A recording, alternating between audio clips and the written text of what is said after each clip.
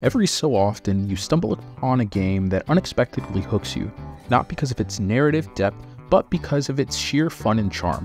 That was my experience with Juicy Realm. I went into it with low expectations, given that it's often on sale for a couple of bucks, but I quickly found myself engrossed in its quirky world. During my 3-hour playthrough, I was drawn in by its simple yet engaging mechanics. The game is available on iOS, Android, and Steam, making it accessible to just about everyone. The premise is straightforward.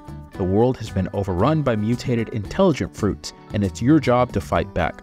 You pick from a selection of characters, each with unique abilities, and set off into a randomly generated levels filled with enemies, weapons, and loot.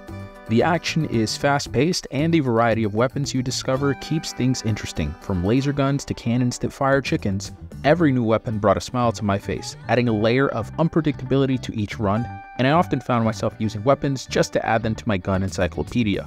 Luckily, every weapon felt viable with the right build. One of the highlights of my time with the game was discovering the wide array of weapons. Even after the first few hours, I felt like I had only scratched the surface.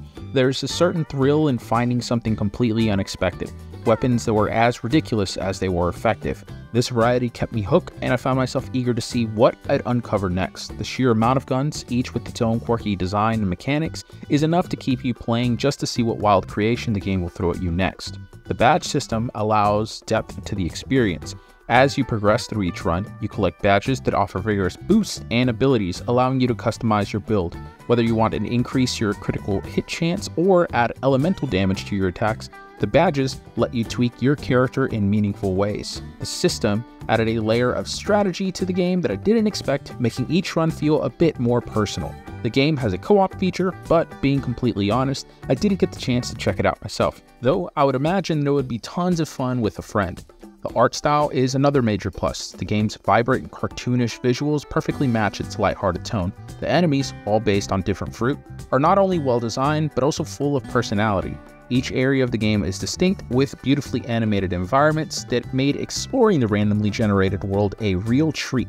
The developers clearly put a lot of love into the game's presentation, and it shows. Whether I was navigating a lush forest or a harsh desert, the environments were always a joy to explore. But all that glitters is not gold.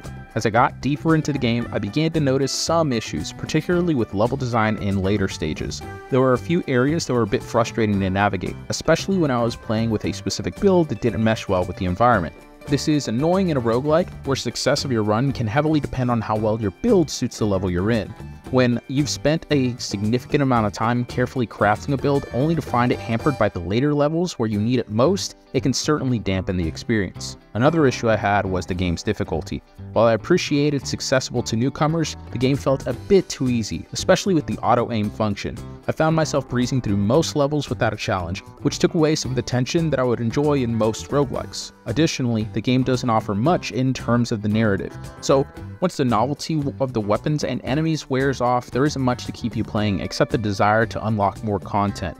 Only once did I not complete a run. Granted, some of the later difficulties I'm sure work on addressing this.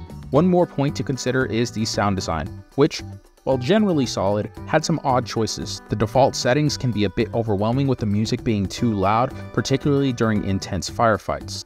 I recommend tweaking the audio settings as soon as you start playing to strike a better balance between the music and the sound effects.